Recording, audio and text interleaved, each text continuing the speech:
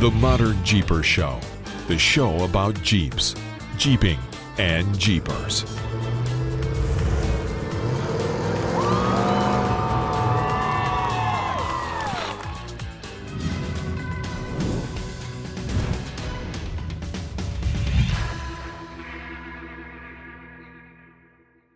Well, hey, Modern Jeepers, it's another episode of the ModernJeeper Show with me, Mattson from MetalCloak, and Mr. Modern Jeeper, Corey Osborne. Hey, buddy. Hey, and Rockstar Jeep Girl, Jessy. Well, hello, Mattson. You're back. I'm back. How was the trip to Texas? Amazing. My child is growing up way too fast. Yes.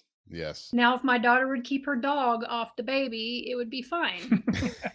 The dog is very anxiety, and the baby is walking all over the place now. Right. And getting in the way of anxiety-ridden dog, and she's bit her lip and scratched her really bad because she gets all excited, and the baby walks to somebody and the dog is excited and jumps and doesn't know what she's doing. And yeah, it's been, but she's growing fast. She's walking around like a little marathon runner all over the house. So, well, they're resilient. The body heals itself pretty quickly. That Jack got bit on the cheek by our biggest it was dog. right on the cheek. Yeah, that happened to Jack when he was a baby. Same thing. Just, ooh, let me go into your space, dog. And dog went, no, I don't think so. Yeah, I don't think so. So yeah, but it heals.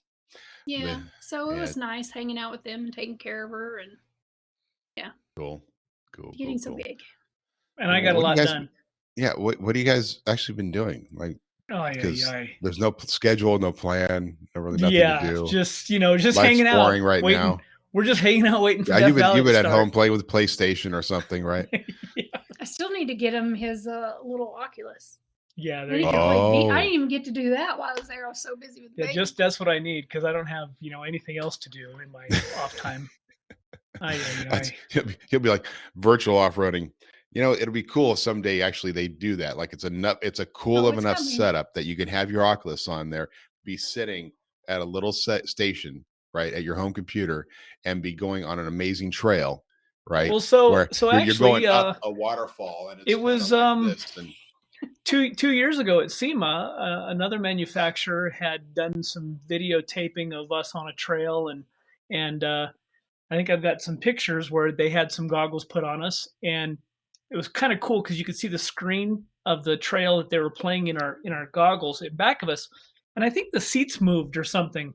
But you could kind of follow along, and I think it was Rancho or somebody who had actually put that whole thing together, and it was kind of fun because they had used I had the LJ out there, I think, and they had used pictures of the LJ, and people were like, "Hey, wait, that's that guy in that Jeep," and it was kind of cool. But it's really weird this week. Like, it's KOH week. And we're not there.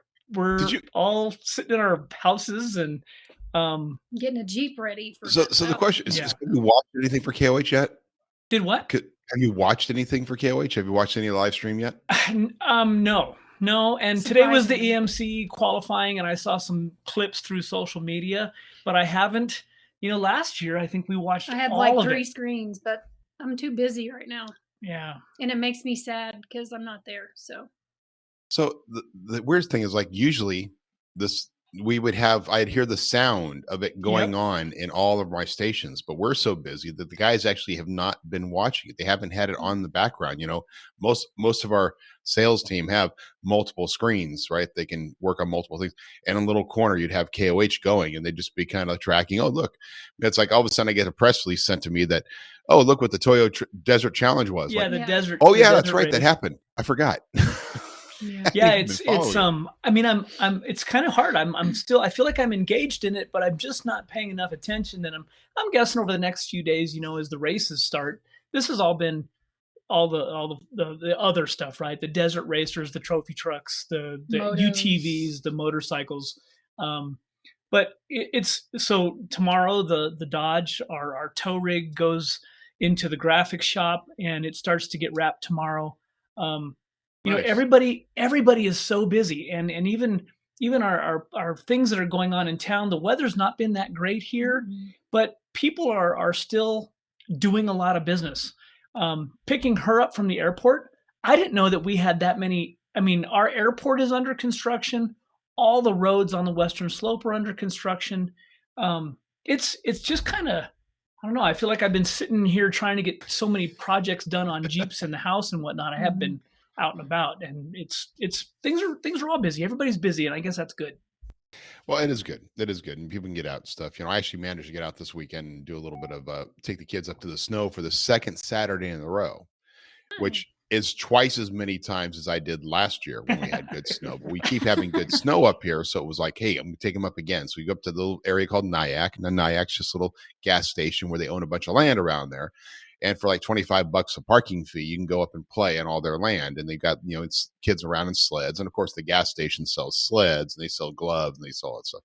Pretty cool little place. So we went up, took them up there to Nyack and did that. And so and on the way up on Saturday, there was an unfortunate accident. It was about noon on Saturday. There was an accident heading westbound on 80.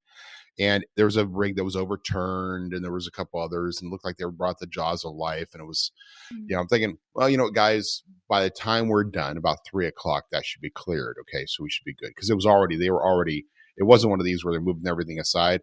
They were blocking traffic and sending them off the freeway right about Auburn. So 3:00 we wrap up after the kids had fun and they played around and made snowmen and destroyed snowmen and all kinds of stuff, including snowmen that they didn't actually make, which was the sad part of it.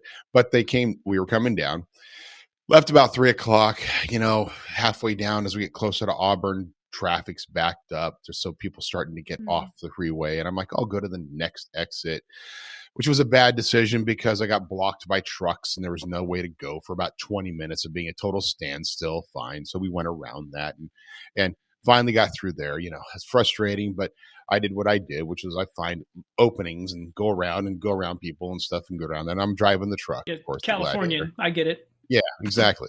So I get down to my roads and of course, then we're in the neighborhoods.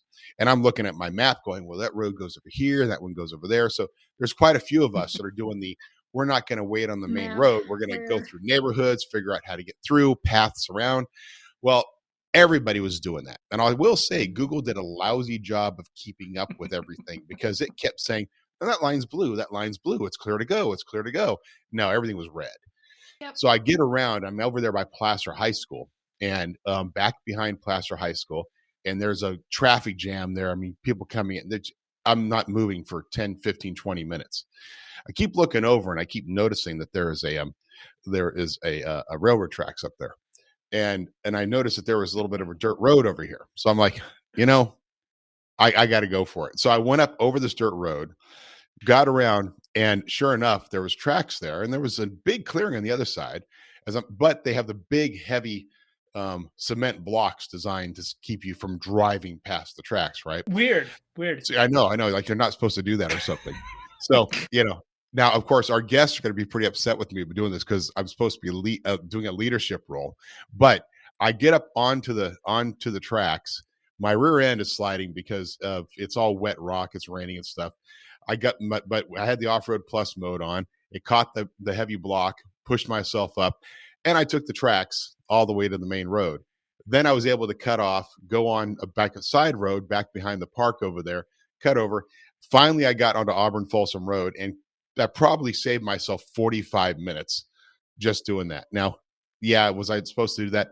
Probably not. And again, the board might vote me off, but I was just frustrated. Like everybody's sitting there, and of course, everybody's going through it. And I felt bad for anybody that lived in Auburn that day. I mean, if you lived in Auburn and you just wanted to go to the store, you were screwed because all the neighborhoods were just blocked up with people like us trying to get through instead of staying on the freeway.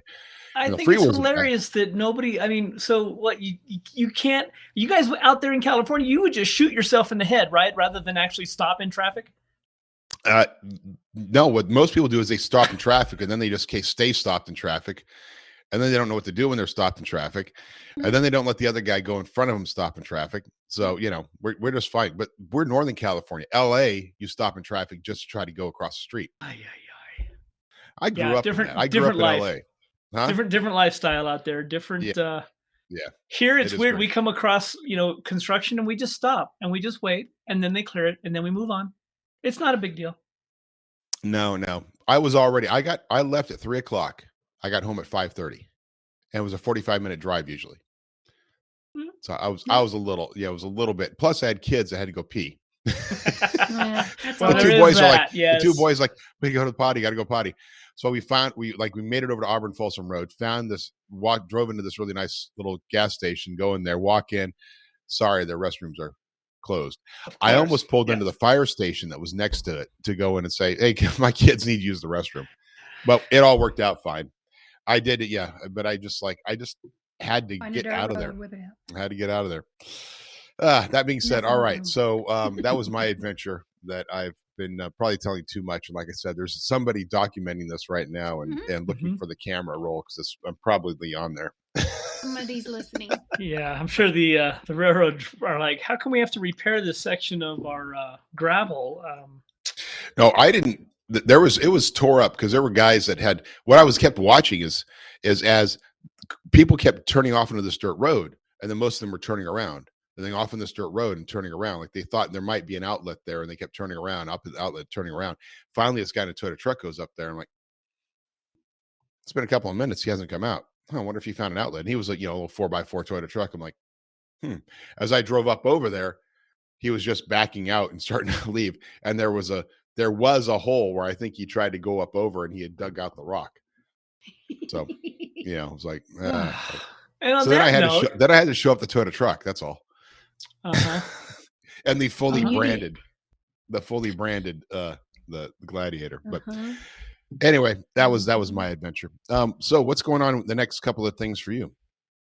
We have we're trying to get ready for Death Valley. That's we right. have we talked a little bit about it last week. We've got Jesse's new JL that we're bringing out, not the Gladiator, and the Gladiator was kind of already set up. So we have an interior storage solution in the back of her Jeep, which I spent the last couple of days taking back out to modify a little bit so we could fit stuff.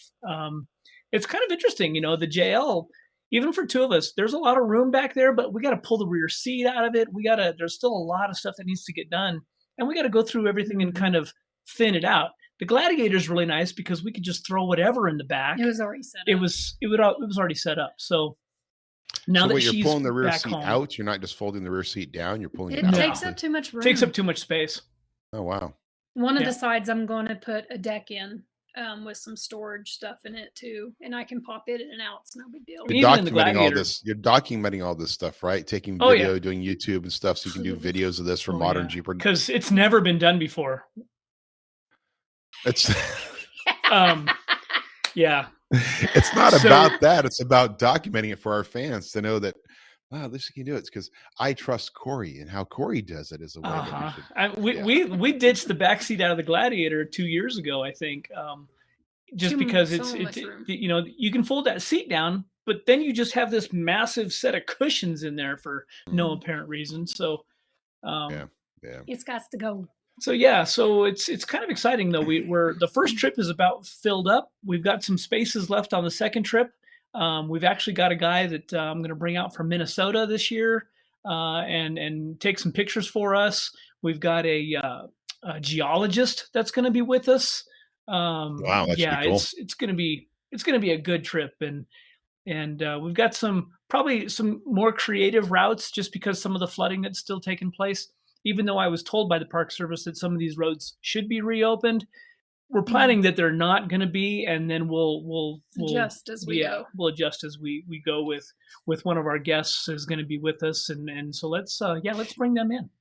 Yeah, definitely. So we are this guest, I think at the beginning of this year, it's kind of all been about, like, we talked a lot about land use, and we did not only with our roundtable, but with our guest last week. Or 2 weeks ago. Last week was just, I feel like it was a great episode, you and me, Corey, but it wasn't quite a good episode because Jessy wasn't there. We were definitely missing a piece of it. Yeah, we were. But it was a great episode. But and then we got more. So this week we have Ted Cabral and Del Albright. Now, our listeners may know Del Albright just because he's been involved with us so much in the ModernJeeper fan base, and he's been part of that, and he's been the co-host of several Death Valley trips. So welcome, Ted. Welcome, Dell. Thank you. Thank you. Thank you for having us. So now, one of the reasons we have both of you on, and we're going to talk to you about you guys and what your roles are in life and everything you do, but is because the three of us are on the board of a group called PWORA, the Post Wildfire OHV Recovery Alliance. And Dell and I are founding members. Although, were you from there from the beginning, Ted? Were you a founding member? Because I was on the OHV Commission That's at the time, right. I had to be an advisor. You were a founding impetus for it, if I remember correctly, right? So, in a brief sentence for our listeners, what is PWORA, Ted?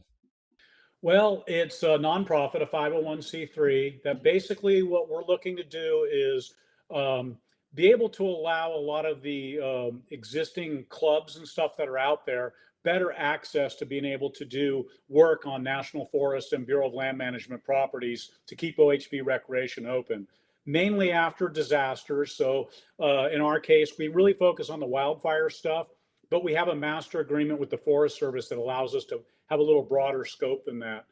But it is truly an alliance, and what we're looking to do is streamline the process for the local clubs. We can add some management expertise and be able to get them out in the forests and getting some of the maintenance stuff that's kind of low hanging fruit that doesn't get handled right away with the Forest Service and stuff, because their staffs are limited and such, that we can kind of expedite that and get that ball rolling a bit.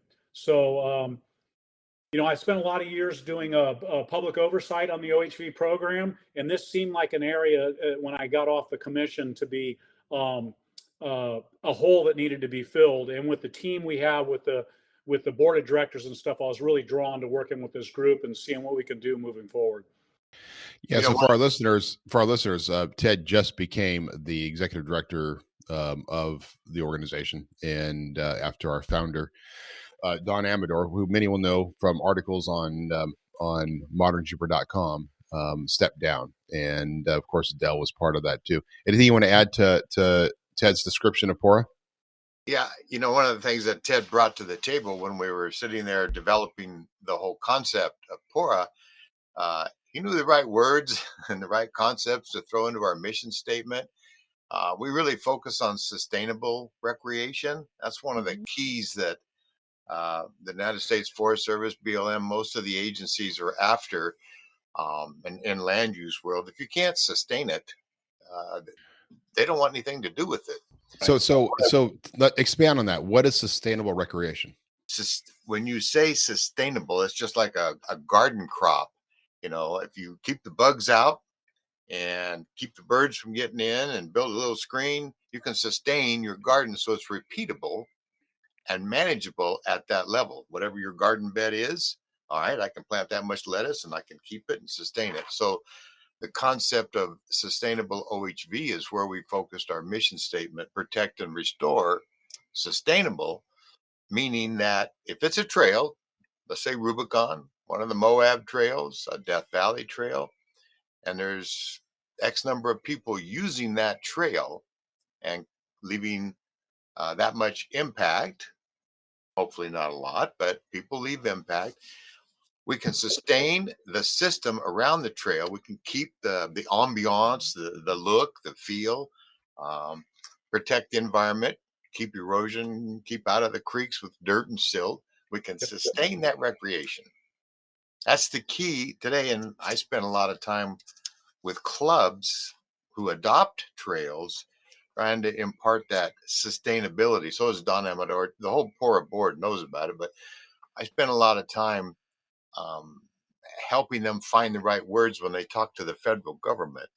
When you say, we want to adopt this trail and we're going to sustain the recreation at a good level. It's interesting this year, as we talked a little bit last week about the permit requirements for what we do in Death Valley and a lot of these places we go. And I haven't had a chance to share with Dell what our permit this year looks like, but it's significantly longer. And there was a lot of questions geared much more towards this sustainability and the impact that we leave and what we as a group are going to do about it.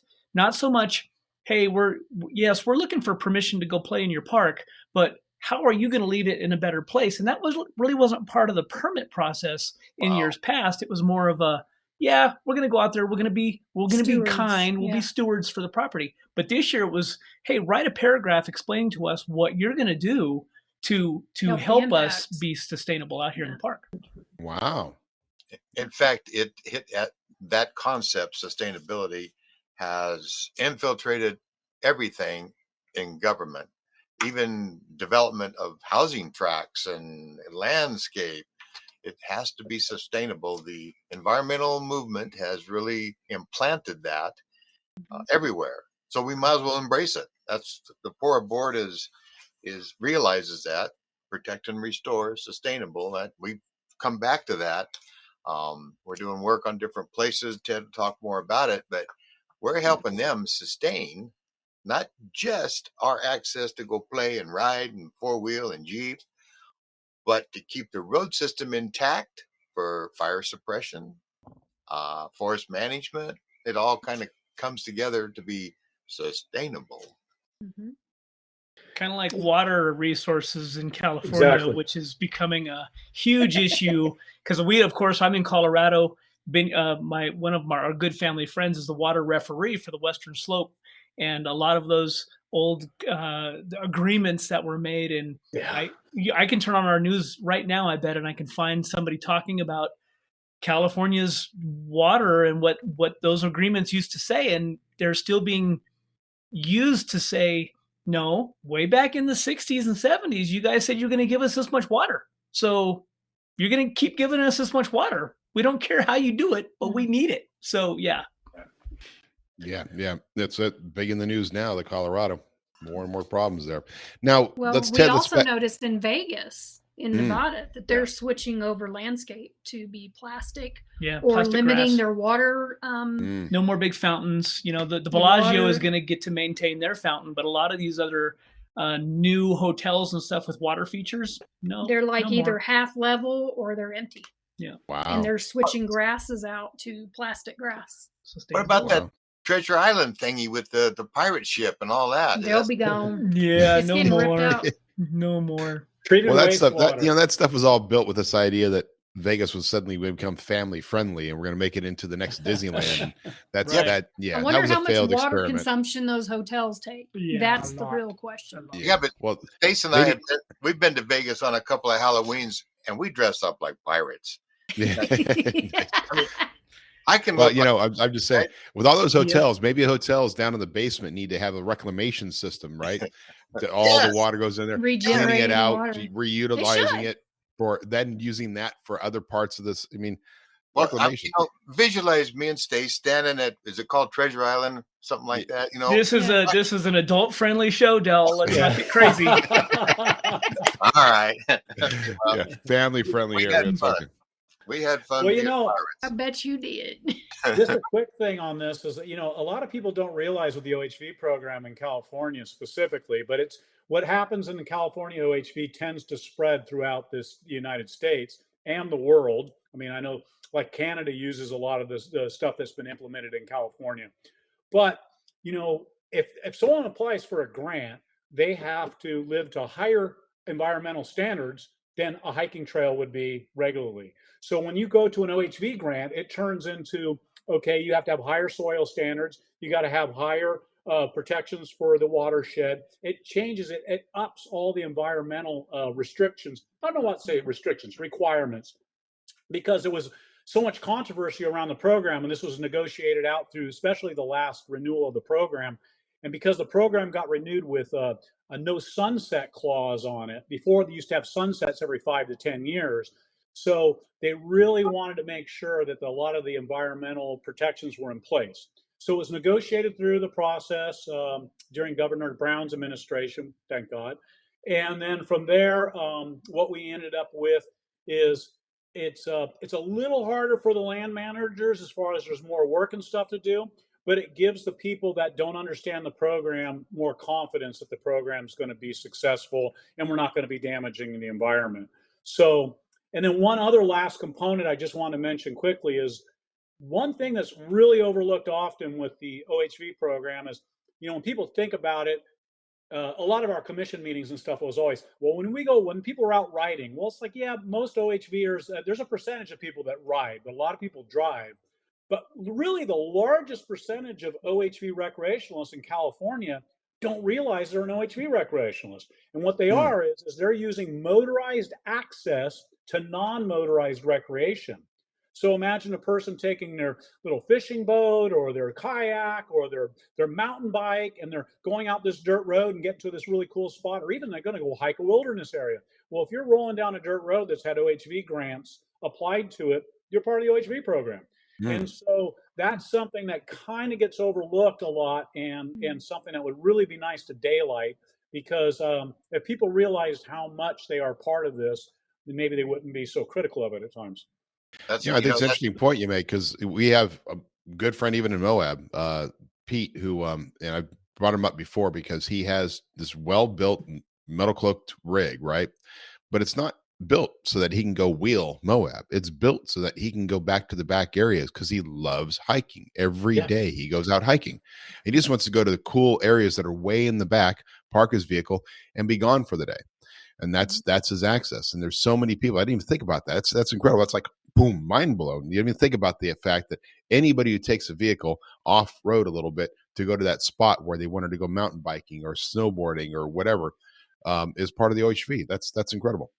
When Ted and Don Amador and I were first talking about this concept, and then we brought in Mattson, hunters were part of the discussion, because I spent a lot of time with. I'm a hunter, I think you can tell. And they should be a part of that whole thing. Yes. Yeah. Well, they would sit there in these meetings and say, well, that's fine, Dell, go keep the roads open, but we don't need to be a part of your effort, just go do your thing. It's like, we're just going to drive out there and go find a place to go hunting. I said, and you're on that, like Ted said, you're on a, established multi-use, whatever. You're using a 4-wheel drive, usually, out into the boondocks to go hunting. You're part of our program. You're part of and your roads have been destroyed by wildfire and flooding and PWORA. I meant to say this early on, PWORA for the listeners that aren't watching. PWORA, Post-Wildfire OHV Recovery Alliance. The W is silent. PWORA is out there to bring us all together and unify this effort to restore those burned up, ravaged, washed away trails, so the hunters can still hunt, the 4-wheelers, and everybody can still recreate. By the way, we did have a board meeting discussing whether or not the W should be silent. We did. We did. It was important. It was part of it. So let's jump back in history a little bit, Ted, because again, you were an OHV commissioner for how many years? 9. I was chair for 3 years, commissioner for 9 years.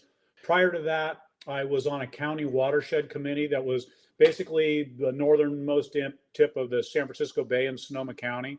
And I was on that for 20 plus years. So I have a good amount of background in public oversight on the government, both in a county and a state level, but also public oversight on environmental stuff. So whether it's watershed, or when you get into the OHV world, it grows exponentially, and we get into a lot of different things that are covered environmental, as far as species and hydrological outlooks and silting up waterways, and just meadows are a big issue. So there's a lot of different things we had to keep an eye on and look at throughout the process.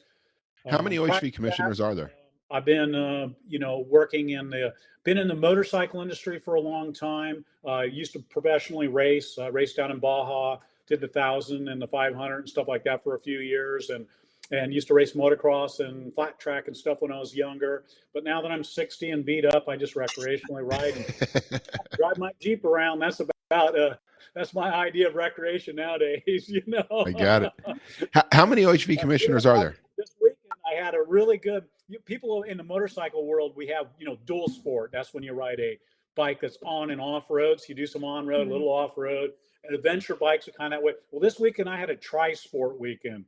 I was able to get out my Jeep, do some wheeling, came back afternoon, went for a ride, I mean, on my motorcycle, did about 25 miles on some really cool single tracks and stuff, then followed that up, went to the gun range and did some shooting all at this one place. Wow. So that was a Wow. transport day. It was a good day. That's a fantastic day, man. Right?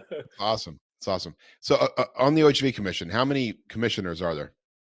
It's up till 9. Up to So 9? it can vary on what the governor appoints. And they're all All governor appointees, right? Yes. Okay. And then what is the primary mission of the OHV Commission for California? Well, that's a good question. It depends who you ask. Where does funding come from? Well, it's the here. I want to be careful with my answer here because I can, just so the people that don't me, I can be quite the smart aleck, out there. So I mean, it's sometimes what happens is it gets a little, in this day and age, you got to be a little more sensitive because people don't have as thick a skin. That's But not anyway, this show. So Yeah, well, we're all good. the bottom line is that that the upper management likes to look at the commission as being how do I want to say it, part of the process and something that is necessary, but it's kind of like they've got their gears rolling and they're doing their stuff, and we're like chirping off to the side. But in the reality, when you look at the flow charts and stuff, it's actually at executive level, and it is advisory, but it is still public oversight on a rather large financial program and an environmental program in the state of California. So, a lot of politics. In California, for the people that are listening outside the state, you probably have heard that we're kind of a supermajority Democrat state, which, I'm not here to debate that one way or another. I'm just going to talk about what that does. The Democrats typically don't support the OHV program because they get a lot of pushback from their sponsor. I'm talking racing. I mean, their supporters when it gets to they're supporting their campaigns, because those people are operating on a narrative. Those nonprofits, a lot of them are operating on a narrative where they need to stir the pot and to increase donations and stuff. So they use kind of OHV as a punching bag to get us to create funds, is how I look at it. So what we get is we have support from the Republican side, but we're way in the minority there. And one of the things that I worked on really hard over that period of time was try to get support from, more of the moderate Democrats. And they are willing to listen. They want to see a quality program. It's just really important how we message the program. And that's something that I worked hard at while I was on the commission. And I think we're starting to see a lot of that come out of the executive staff now and out of the division, as far as the messaging has improved tremendously. And I can see where we're starting to make a little more inroads politically. Do you look back at your time at the commission and see any major moments where you were really proud of some major impact that you had?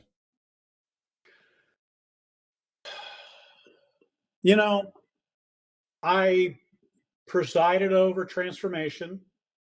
I felt like a failure, and it left me burned out and upset. I wrote a report at the end that I equated myself to being the tank man in the Tiananmen Square back years ago, where it was literally, it was just a situation that I obviously can see it's emotional for me. It was upsetting. I put everything I had into it, and I got railroaded. And common sense and logic and good planning just wasn't part of the process. So it was very frustrating. And that's kind of one of the reasons I landed where I'm at with PWORA. I had other opportunities, but darn it, I wanted to get back to be a trail dog, and I wanted to be out there, and I wanted to go out there and get people motivated, and I wanted to use the contacts and the people I know and put the pieces of the puzzle together to streamline stuff. And I want to see projects get done, and I want to stand there with, nowadays I drink a club soda, but I have my club soda in my hand. I want to look back and with my friends and point at what we did there and my associates and go, look at, job well done, and have that make me feel good inside, because I worked really hard and it left me in a position where I didn't feel like I did a good job. I know I did a good job. There's a part of me on that, but there's another part of me that just lives by, success is based in results, and the results were we didn't get nothing like what we wanted out of the program and what we advocated for when the program went through transformation and just the political pressures that have been put onto it. You know, we have situations that happened at Carnegie, which is now is post haste. Now we lost the expansion area. And then we look what's going on at Pismo Dunes, or excuse me, Oceano Dunes SVRA. And, you know, you have other parts of the same department in the government fighting each other and trying to come to a conclusion where certain sides are overstepping their authority. It's just a mess. And it's literally wasting taxpayer dollars.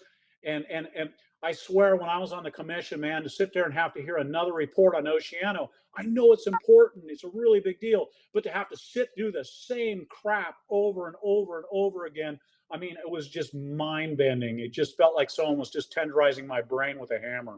So, you know, That's a great visual. That's where I'm at now, and kind of step back from the political side of it and start, you know, I like to get my boots dirty. Nice. Well, you're definitely going to do that. Now Yeah. Dell, of course, his background, we all know a lot about him. He's this I call him the Green Beret of land use. There's a lot your name has come up many times when we're talking about things, whether it's about the Rubicon Trail or that sort of stuff. So I've been listening, Matson. I know. Yeah. So you know, both in good and bad things. Yeah, Jessy is always nice to me when she says something or she smiles. I do. We do Well, that's a lot why of we editing. Hey, I gotta say something. Can I say something about Ted? Yeah, yes. Okay. So yeah, Ted is whatever he said, 60 years old, beat up and bruised or something, you know. Well, I have more than a decade on being beat up and bruised. And I It know shows. I know it does. That's why I go to Death Valley with you, because you know we can relate. Ted has brought more to OHV than any. I'll say Ted, maybe, and Don Amador. Those two guys have brought more to land use and OHV recreation than anybody else I know over the last 40 years of doing land use. It takes people, and that's very difficult to get somebody to step up and say, yes, I want to be a politician. And I believe in riding motorcycles and riding my Jeep and having fun. And I want to be a politician. Why are there hammers and axes being thrown at me? You know, so to get somebody to do that, it's one of the things I try and convince our crowd, our four-wheeling Jeep and OHV people. Get behind somebody who does believe in what we do, or does it him or herself, because they're hard to find. And once they get in office, like Ted, even though politics beat him up, whoopie-doo, I got beat up for years. I know it hurts. He still accomplished stuff. We still got money on trails, and that's tipping my hat to you, Ted. And now on PWORA with the W silent, Ted's making a huge difference. He's shy in public as far as speaking, but yeah, right. He's like me. Ted and I can get in front of a crowd and just get them worked up and going and put them to work. We argue over who gets to hold the clipboard. But Ted wants to go get his boots dirty, and Uncle Dell, I take the clipboard and a cup of coffee, right? My hat's off to you, Ted. Thank you for what you've done for OHV and what you're still doing. And I forgot to mention this. Ted and I, we can step in with Don and Matson and the board. It says this on our website. We're like a first aid attack on a messed up area. We're like the first Band-Aid. We can go and clear some trees, do some chainsaw work, get some basic access reopened, and then we can orchestrate with our clubs and our participants, a major project. In fact, we did a couple this last year or so. In fact, again, MetalCloak, Matson, thank you for sponsoring the lunches, the sign-in, the tables. But we did Stony Ford and we did Shasta Chappie up in Northern California. Two big projects, clearing roads, brush, culverts. I mean, people were parking their Jeeps and their vehicles on the side of a hill, winching big trees out of a culvert so that it would flow water again and make that trail sustainable. and that initial first aid gets it back open, so we don't have to wait. And there are cases where we've waited 10 years after a fire to get a trail back open. And I did 26 years in the fire service. I know about federal government, and that's wrong to make us wait 10 years when we have volunteers and people like Ted can get us grant money. There's no reason to lose 10 years of access. I call, you know what I call, that's just wrong. So we are making a difference, and it's hard to get started. Any new nonprofit, it's difficult to get things off the ground, but we're really making it happen now. And persistence. And another good thing about having Ted, he knows about how politicians are looking for that vote and that donation. And we're finding ways, really. I mean, it's all about getting votes and donations, right? Mm-hmm. We're finding ways to facilitate that for them. You get this trail back open, we'll work with you. You're going to get love on the social networks. We can make things happen in your favor. So it's all kind of, unfortunately, it always seems to be that nobody wants to do anything. Nobody wants to really get involved until it affects them directly. And Dell, we've had this conversation. Mattson, you and I have had this conversation. We talk about how people need to do more and get involved, but they don't. They wait because it doesn't affect them right now. And then something like this last round with the Moab BLM office and them wanting to shut down some of those trails, and then all of a sudden, hey, this could affect you. Oh, okay. I'll write a letter. Well, man, we're always reactionary and we do nothing proactively. We don't get in front of it ever. We just wait till somebody slaps us around a little bit and then we go, okay, now we're going to fight. Yeah. Right. And I'm hoping that they are also with, the Utah OHV stickers that are out. Maybe we can touch some of those people that don't normally are in those areas. Yeah. So I think that would be beneficial as well. It's like classes. We got to teach these people. We got to educate them. And we've got to get the smaller ones first. Yeah. Right. Well, it's interesting because Dell, your career, a lot of it was reactionary, right? FOTR was a reaction, right? It was a necessary reaction, but it was a reaction because those that were supposed to be doing things weren't. But it is kind of our history on our side of things that we tend to be enjoying things until suddenly we can't, and then we get very reactionary. There's so many other organizations on the other side, by which I mean, what Shannon Welch would call the eco-terrorists, but because we're all environmentalists, but the other side that are, that's what they do for a living.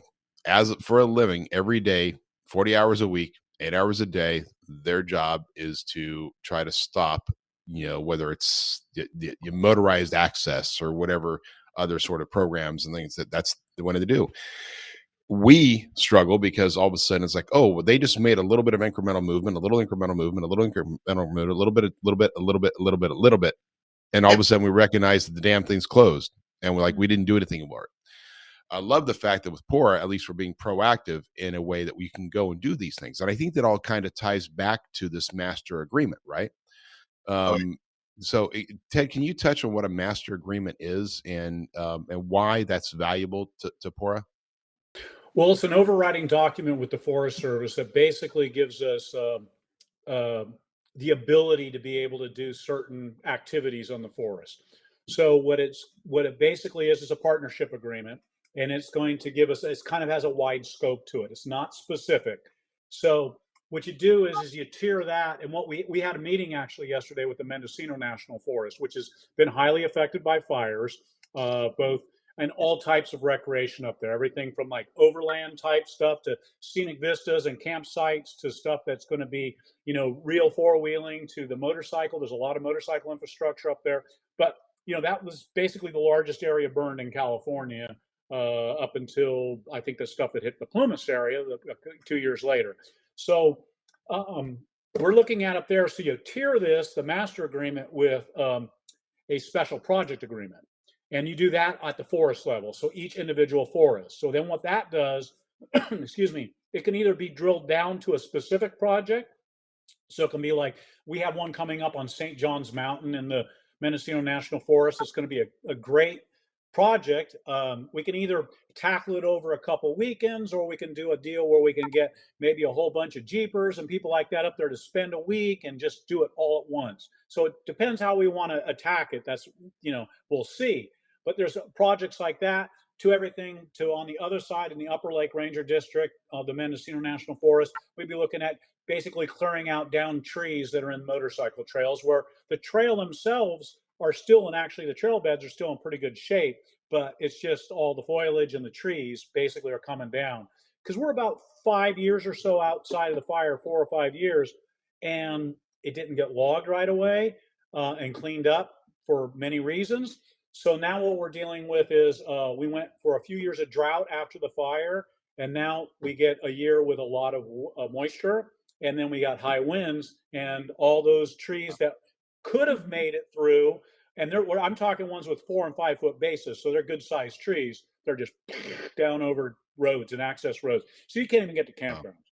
So that's kind of where it's at, and so to have these agreements in place, I was just talking to a local motorcycle club that is trying to put on an event. The North Bay Motorcycle Club wants to put on an enduro event up at Upper Lake Ranger District. They had it scheduled for April.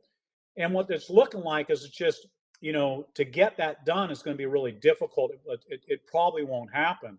But, if they come in and work with us in PWORA, come in under our agreements and work together as a unit, as a team, what we can get accomplished is we'll be able to get it open and get it ready for them to be able to do the event in the fall. So that's kind of how you use your master agreement, and then tier it with your special project agreements. So we're setting up all the structure on this on the Mendocino, but the plan is to start to bring it to other forests here in the near future. And so we've been contacted by the Six Rivers National Forest, the Mad River Ranger District. They'd like us to do some stuff up there.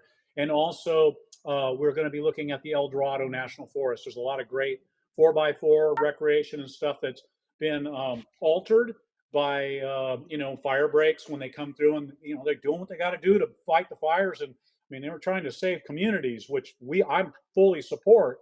Well, after the fact, let's try to put the character back in the trail and the water controls and stuff, and not have it be a 40-foot wide fire break or 60-foot wide fire break. So that's kind of what we do with a couple of you, Dell, you worked in the government for a long time. That with the government, not only do things move slow, but they move kind of to it has to be within their parameters. So if you don't have the right paperwork, and if you don't have the right situation stuff laid out, you're not going to get anywhere. So that's what we're trying to do, is make it easier for not only us to get out there and do things as PWORA, but also for the local organizations to be able to come out. So you can get local clubs, nonprofits, and people, if they want to get in there and get something done, we're going to be able to use our agreements to be able to, get them moving too. So when you do an individual agreement, then with the local agreements, does those agreements come with any sort of, hey, here's a great agreement, here's some funding for you, or do you have to find that funding elsewhere? A mixture. It can depend. It depends on funding sources, because fires, when they're designated as a disaster, and then there's a disaster and emergency funds that can come in after. But unfortunately, what happens a lot of times is, the first thing is they've got to make the forest safe. And then they have to be able to get access to people that are private landowners, inholders inside the forest. So there's kind of their focus they're going to look at first. And recreation comes along towards the end of the process. And what we're trying to do at PWORA is to get it to move up closer. Well, why? Well, a couple reasons would be is, first off, we want to have fun. There's that. I always want to have that as to be part of it. But the other side of it is you look at these communities, okay? So a lot of these are rural communities that have lost a lot of the economic drivers that they had in these areas. So they're down on their luck right now to begin with. Then a big old massive devastating hot, too hot of burning wildfire comes through there.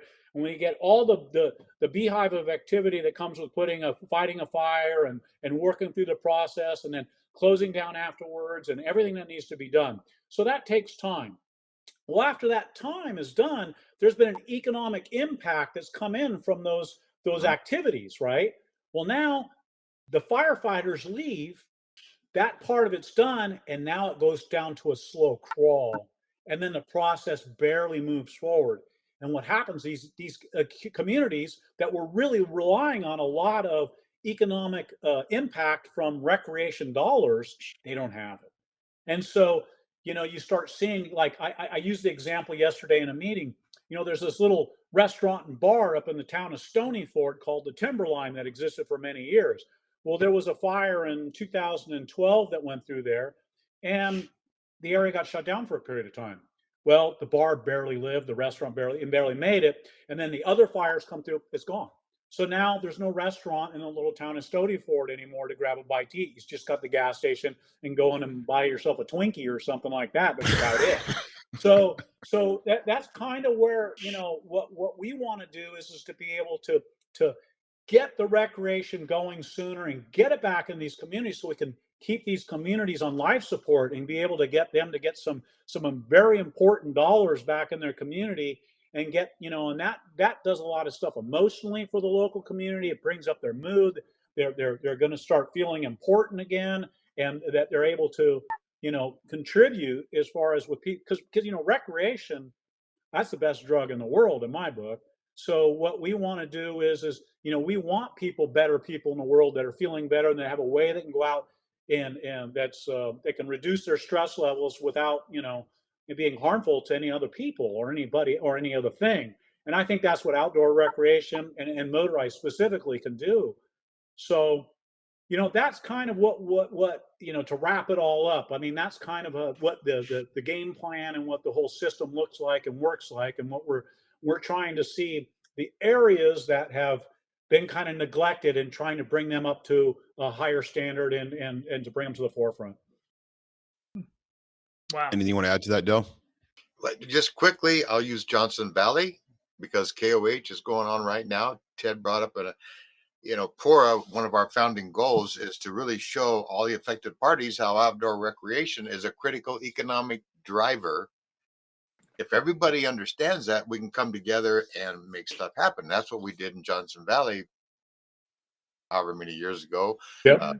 Kurt Snyder helped, and Pirate 4x4, yada, yada, about 22,000 letter generators, and the economy, Jeff Knoll and a bunch of names in our recreation organizations, they got the local economy. Hey, all these people bring, millions of dollars, and here's the numbers. And that made a huge difference in keeping King of the Hammers and Johnson Valley alive today. Yeah, I remember part of I reached out to a friend of mine's in the state assembly and got a assembly resolution for Dave and Jeff and for KOH, just to point out how much economic value that brings, all as part of that same fight. Well, and I'll even throw out there, look at our reservoirs, look at Lake Mead, look at Lake Powell, where for Grand Junction, there's a couple of large boat dealers in Grand Junction that transports a lot of boats. And yeah, Aramark runs the concessions and stuff at these federal areas, but Lake Powell, that's a huge recreation site, and they've talked for years about getting rid of the dam, and those canyons. People need to be able to go hiking in those canyons, and that water storage becomes such a huge thing, and it's supporting a lot of other jobs that are off to the side that people don't even think about. People go, well, I want to go hike in that canyon, but they filled it with water.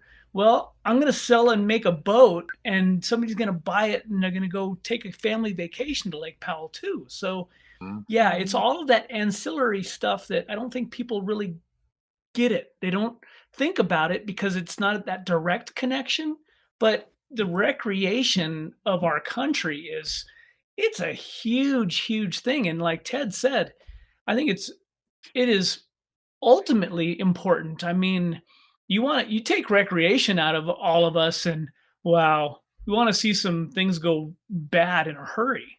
Yeah. Well, and we also need to get public involved. How do we transform that into other states? Yeah. What does that look like? Who do we reach out to? How do we get more people involved so we can all be on? Information's important, and and also where the information comes from. So You know, the Obama administration did a report on outdoor recreation as far as what it came in, and it was one of the top economic drivers in our economy. It was like in the top 5. I think it was 4, but I don't want to be misquoted, but I know it was one of the higher ones. And excuse me, I need to take a sip. Oak trees are starting to spit pollen around here, and it's affecting me. But the other side of it is that now when you dug and when they drilled into outdoor recreation, there was no comparison between motorized recreation and non-motorized as far as the economic impact. Now, most people I know that are into motorized recreation are into multiple forms of recreation. I love hiking. I like going to scenic vistas. I like going on a lake. I can, whether I'm boating or but I love all forms of outdoor recreation in a responsible manner.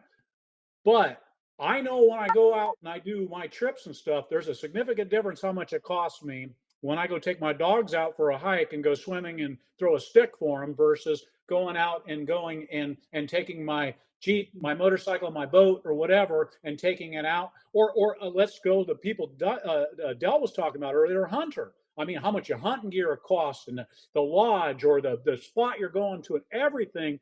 There's a huge economic impact from motorized recreation that gets overlooked. Now, how do we use this stuff? So this information's there. We can gather it. The state of California, at my behest, is now doing an economic impact report. When I was a chair of the OHV Commission, I just pushed on this subject, and so it's working now.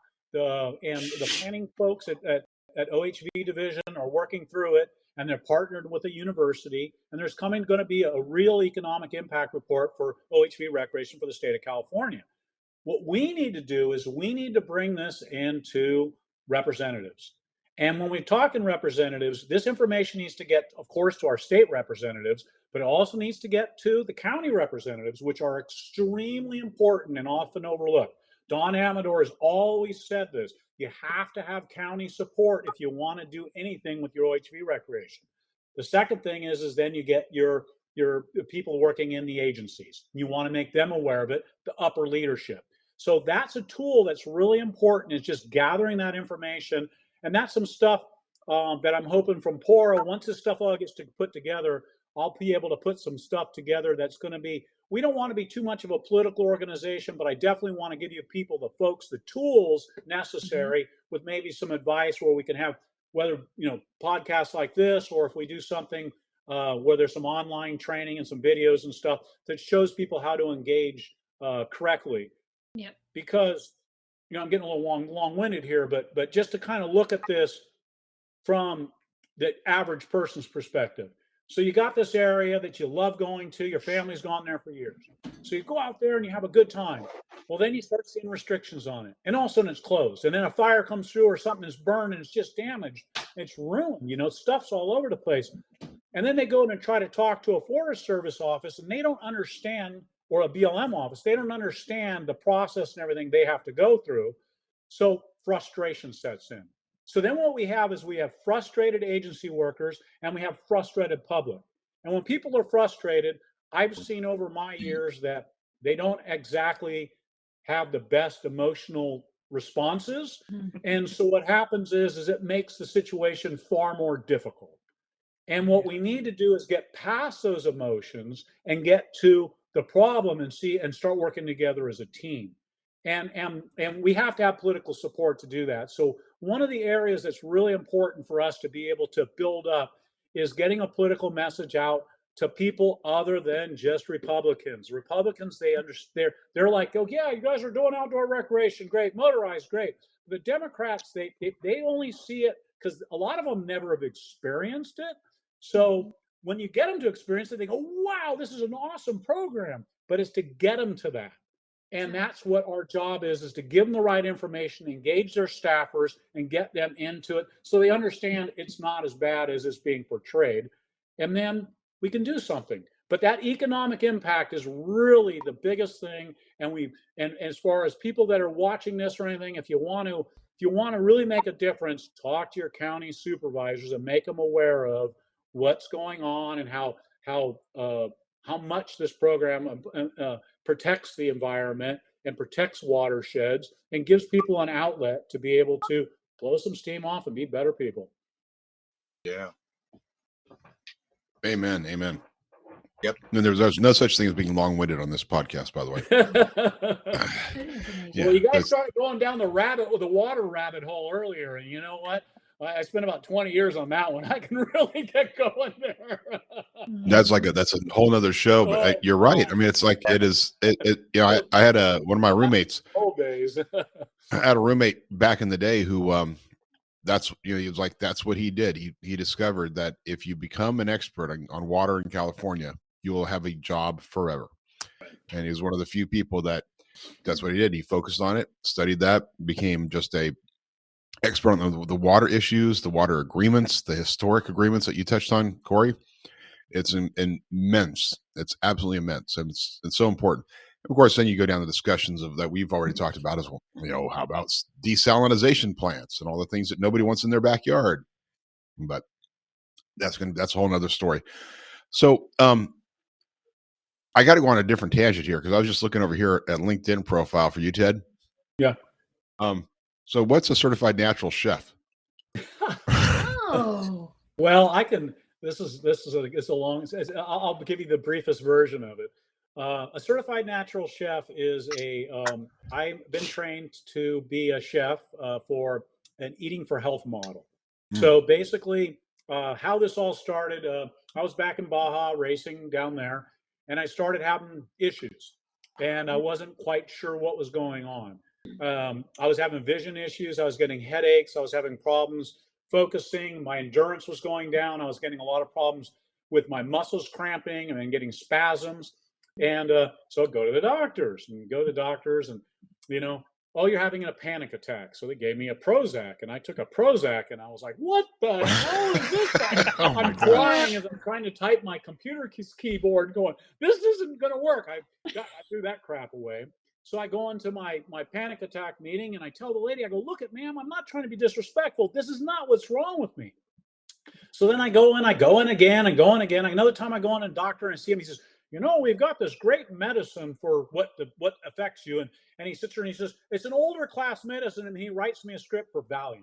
And I'm like, you know what? I mean, literally F you is what I told him right to his face. I'm like, kiss my behind. I'm out of here.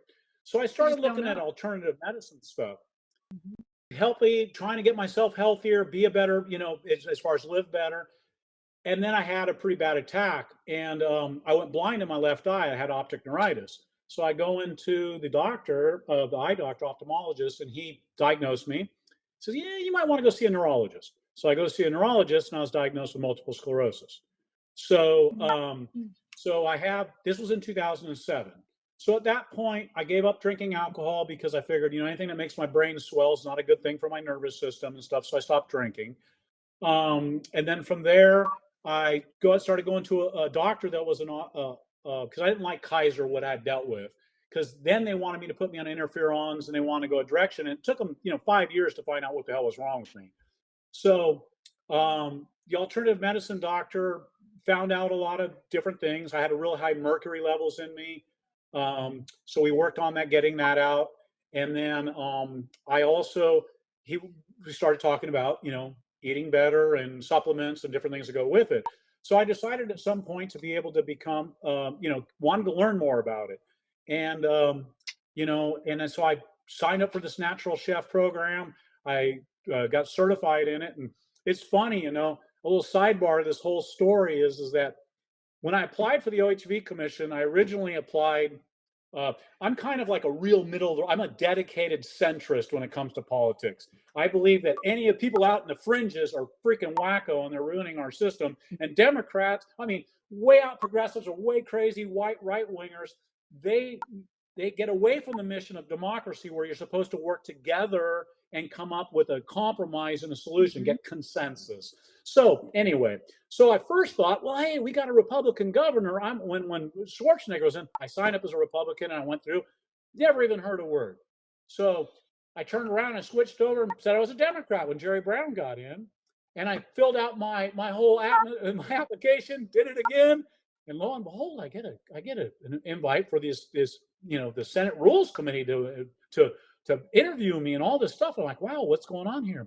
I literally talked to the Senate Rules Committee for a half hour on being a natural chef, my volunteerism I had to do with that to get certified, working at Spirit Rock Meditation Center as a chef in the kitchen, and preparing vegan meals. And I mean, that's what we talked about. And that's how you got your. That's Hey, awesome. That's awesome. And it got me here, but I also have to say I eat pretty damn well nowadays. Well, I'm a Republican and I like incense. What is that? I meditate with yoga. How you do about right? Hey, we're all alike, man. But people just don't. They got to get off of whether they're stuck on their their visions or their philosophies, and they got to realize that we got to all compromise as human beings. That's just part of the deal.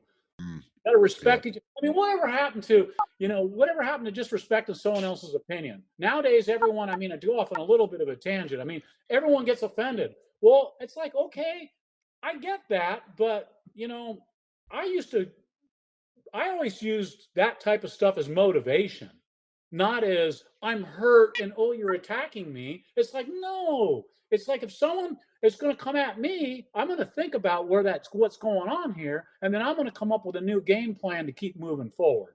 Now, I don't know if that's racing for me, someone that's been racing for a long time, but that's the way I look at things is it's overcome. You don't sit there and let someone else's opinion stop you. Well, the key word there you said think. People have to think. Oh, hey, wait! I got one for you guys. Hold on a second. I'm going to be off camera for just a second, but this is wonderful. Hold on. Oh, no. He's off camera. Nice. Gee.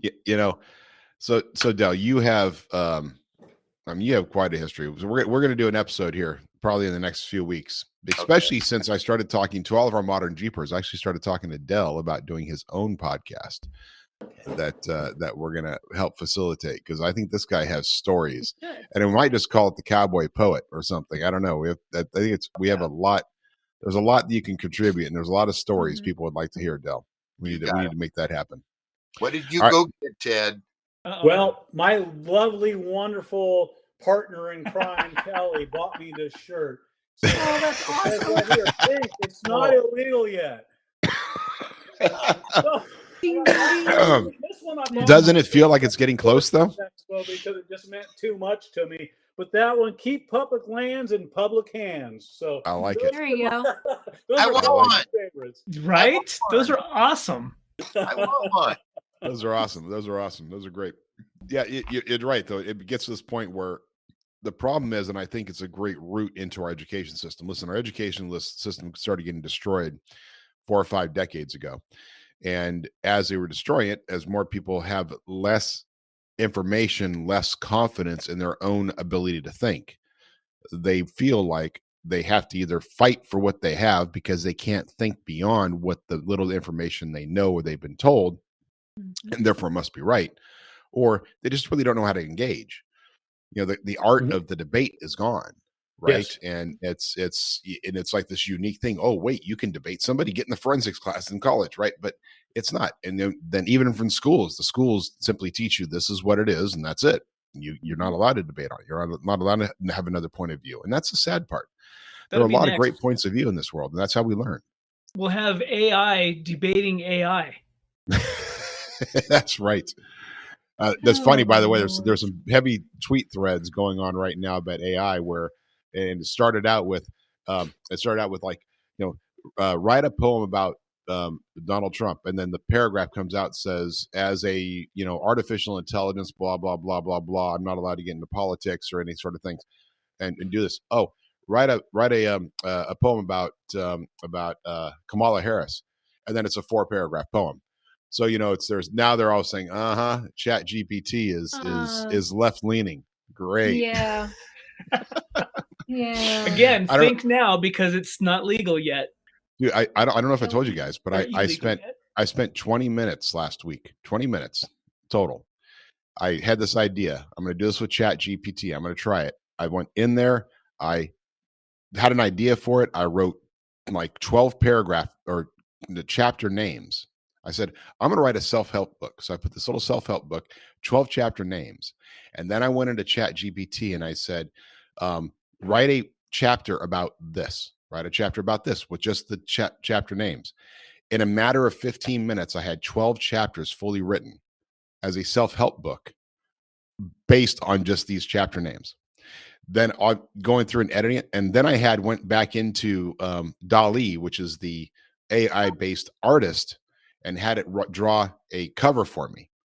So I'm literally going to take this as an experiment. I'm going to take all of that together and I'm going to publish it for free on Kindle and just on Amazon, just to put it as you have to clarify though, because beginning of what you started, you said, I'm going to write a book. You didn't do any such thing. No. This is how it's going to be. It's going to be a book. It's going to say written by OpenAI ChatGPT, edited by me, right? I mean, I'm just the editor. But literally, this is the problem. It got so bad that last week they announced that ChatGPT is creating a software that can detect stuff that's written by ChatGPT. Right. We chatted about that. Yep. Yeah. I mean, it's like it's fascinating. But here's the whole world that we're in, guys. And I love the fact that you guys came on here and talk about this. And as a side note, obviously donations are needed. You go to PWORA.org, PWORA.org is the website. There is a donate button, right? And you can donate and support the activities that are happening here. It's very important to do that. That's why I brought up the question about master agreements and all this. Just because there's agreements happening doesn't necessarily mean that there's funding there. MetalCloak has stepped up in the past and paid for things like the meals and lunches or whatever for these volunteers. And if you're interested in that, you need to reach out via the website about volunteering or something in your organization, your group, right? Because these are the areas that we use. Now, it starts in California. A group like this starts in California. There's no reason why a group like this can't expand out of it. Obviously, in California, it's very much needed. There are tens and thousands of acres. How many miles of trails do you think are untouched that need to be fixed, Ted? Oh, God. I'm going to go with a percentage instead of mileage, but I'm going to say that we probably have somewhere around 75% of our system in California needs some form of maintenance. And I would say probably of that 75%, about 60% of it or 50% of it has been due to wildfire. So it's a project. I mean, if you did a major project every month, it would be still a couple decades before it was fixed. Yep. Well, just the reality is, I don't know how long we want to go on this show here, but there's a couple things that I think are really important for people to understand to go on forward. Politically, the people that are elected are going to want a partnership. It's less expensive and it makes their budgets work better. As far as the Forest Service, we'll just use them as an example. Their hiring process, how much they can pay people. They've been trying to get the outdoor rec person for the Upper Lake Ranger District of the Mendocino National Forest. They posted the job and no one replied for it. Nobody. Okay. Why? Decent government job in a rural area. It only pays 40 something to maybe $50,000 a year. And what's happened in our region is the San Francisco Bay Area, the cost of living has spread out in all these other areas. And so people would be commuting or they're moving away or when the remote work, they moved up to these areas. And what you used to be able to get a decent home in Ukiah for, $200,000, $300,000, you're not going to touch that now. You're talking $600,000-$700,000. The numbers just don't work. So what I see is in the future, there's a potential, and keywords potential. It's going to take work, but a lot of the maintenance on the OHV facilities throughout the country could be done by nonprofits. You look at some of the most iconic systems of trails in the United States. Who manages the Pacific Crest Trail? Okay, it goes through a bunch of different property. It goes through, it's got different agencies it deals with. We have Forest Service, Bureau of Land Management, state parks in California, Oregon, Washington. You have private landowners, all that stuff. The Pacific Crest Trail Association has an agreement with the Forest Service, the managing entity, for maintaining the trail. So that model exists. It's been around for a long time. Can it be brought into OHV recreation? Yes. But we need to get enough funds to get there. I found something really, because our next board meeting, we're going to be touching on fundraising. But I don't know if you guys saw what happened at the Mecum Auto Auction with Tread Lightly. And they got that Hummer, and they got all that money for it. So I'm like thinking, boy, I wish I knew someone at Hummer. It's the first thing I'm thinking, or Jeep, or who. And then it really occurred to me, it's like, well, wait a second. What if we had like one of the King of the Hammers rigs the week before King of the Hammers, when this stuff's going to be going off at Mecum Auto Auction? What if we had one of those race teams or somebody auctioned off their vehicle? They get what they need out of their vehicle because they got money and labor and a lot of time into it. But I mean, how's that for publicity for the King of the Hammers? And how could that be? I mean, here you go. You got a vehicle that's maybe worth $500,000 and it goes for, $800,000 and we get the difference. I'm in, So I'm going to try to look at different avenues for fundraising like that and to see where we can go with this stuff, because that to me, I went, whoa, there's a model that we haven't looked at. Along with, because a lot of times it's like Matson with MetalCloak, okay, hey Matson, can you guys help us out with lunch, or can you do this, or you could do that?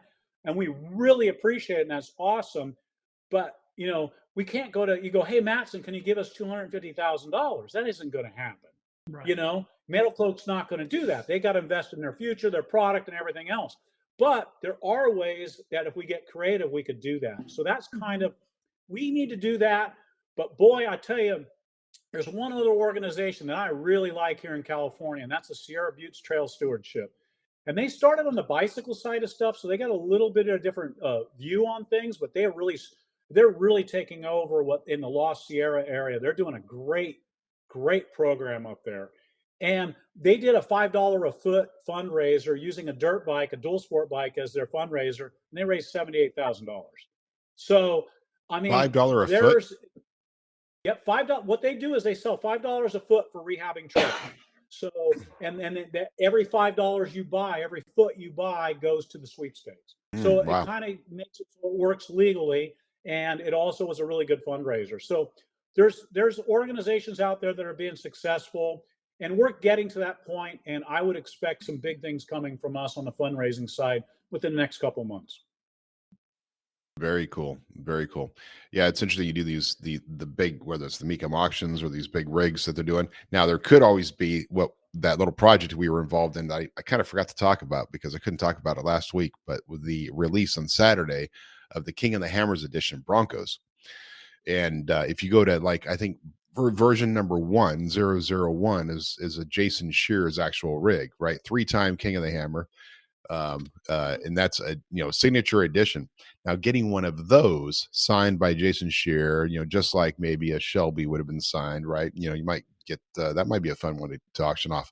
Fully customized rig. MetalCloak's a part of it because the standard build for these KOH edition rigs, which will be sold in dealerships, kind of like Roush style upgrades, includes the MetalCloak skid plate system, and I think in the future we'll have a MetalCloak sport gate tire carrier. But we'll have to talk about that one next week, Corey, because there's a lot to discuss on that. Yeah, well, this has been a great episode, guys. I really appreciate you joining us and giving people the taste of it. There's a lot more to talk about in PWORA, and as we have some projects coming up in the future, Dell and Ted, we can bring people in and actually we can talk about these projects and help promote like what the success was of the project, what's coming up, what's needed. I think I definitely want to be able to communicate to our listeners more about that. Feed Corey and I information. Yeah. Yes. Y'all can write stuff. We'll put it up. All that. Exactly. Get it up there and really kind of let the nation know about this kind of program. So maybe we can expand it out there. Totally. Anything else you want to, well, let's see. Before we do that, Dell, how do people get a hold of PWORA? How do they, besides I already mentioned the website, but how else to get, and how else can they support PWORA? Okay, well, I'll just close my remarks by, first of all, Chat, GBT, Oculus. I don't know what these things are. I was excited when Ivan Stewart came up with this game in Moab, play the, what do you call those things? Anyway, the Ivan Stewart off-road games. part of what Ted and I and the board want to do with PWORA is stay in touch with the younger people and the listeners, the watchers, your audience. The best thing you can do, we've covered a lot of ground in this podcast, thoroughly enjoyable. Join whatever makes sense to you. We know not every person listening, watching can go do all these great things and talk to politicians. Join organized recreation, non-governmental organizations, NGOs, what Ted and Mattson were both referring to. That's where the government falls back and say, hey, Sierra Club, will you go fix these trails for us, these bicycles? And hey, save the earth. Will you go do this? PWORA wants to be one of those. We're going to be. So join something that makes sense to you and donate. Got to kick loose that pocketbook. Donate to somebody. And your joining can be local, state, national, regional. I don't care. Join something. Don't sit out there and be virtual. That's the best thing you can do. And be a volunteer when you're called upon. If Ted, PWORA, and I, if we say, hey, we got a project, it's going to be in Colorado, Arizona, California, and you're close by, volunteer, show up. That helps. That'll be my speech forever. Thank you for having me, Mattson and Corey, Jesse. Absolutely. Well, thanks for being on. Corey, Jesse, anything you want to wrap up with? I was just in my head sitting here thinking, if you spell PWORA with the W being silent, is it just P and then you have to just H? mouth the ORA? All right. You have it exactly All right. That's it. It's Pete ORA. Oh, yeah. Yes. Got it. BINGO. PWORA. Yeah. PWORA. You're awesome. That's awesome. Thank you guys for doing what you do. It's pretty awesome. Well, thank you guys too for the opportunity. This has been great. And, a lot of us wouldn't be where we're at if it wasn't for people like Dell and Don Amador and people like that broke the ice before us. So I'm hoping that, we can kind of in our wake bring more younger people in and get more expertise from them. There's people out there that know a lot more than I do about marketing and managing stuff and things like that. So as we go forward, I hope we can get a lot of people involved, not only to volunteer with a pick and a shovel and a saw, but also on the nuts and bolts of running this organization as we move forward. So I appreciate the opportunity from you guys to be able to express what we're doing. And if you ever would like to have us back, I'd love to be back. How do people get a hold of you, Ted? Best ways through the website, PWORA.org. My email address is on there, or you can just Cabral, Cabral @PWORA.org. And that's a real simple way there. But through the websites, always that channel will get you to one of us real quickly. And then if it lands in Dell's lap, boy, I'm going to have it it's going to be smoking in my ear in a matter of seconds. So either way, it's going to be. I'll find out about it. So I'd love it if I could get people reaching out. Social media, we have Facebook, Instagram, that type of stuff. We're not really doing anything I'm not personally doing anything on Twitter and stuff yet, but we are talking to some people to help us on our social marketing and such. And we're going to be looking at what we can do in that arena to reach a broader crowd. So that'll be coming in the near future. Excellent. And Dell, how to get a hold of you? I'm not much on the social networks and websites. Yeah, right. People can get a hold of me anywhere on any of the social networks. I'm on all of them except TikTok because I can't dance like that. Dell at DellAlbright.com. Just get an email and I will be there. Or just go to my website, DellAlbright.com or PWORA.org. I will be happy to help any club, any individual save a trail. Excellent. Like I said, there's a donation link at PWORA.org. You can PWORA.org. There's a donation link. You can donate. Any amount helps. Buy me a cup of coffee. I could use it. Hey, you guys know how to reach us, get to us. Matt's at MetalCloak.com, Corey at MetalCloak.com, Jesse MetalCloak.com, ModernJeeperAdventures.com. If you want to fill out for those last few spots available for Death Valley, Dell Albright, who is here, is one of the greatest guides of Death Valley ever. Corey's mentor. Corey has learned to do a great job, but Dell still has the cowboy poet And stay right. tuned, because there may be a There may podcast be. in this man's future. And of course, with all things going on, we appreciate all of you, love all of you for joining us. Cheers, and we'll see you on the trails. Bye, Thanks, guys. guys. Goodbye.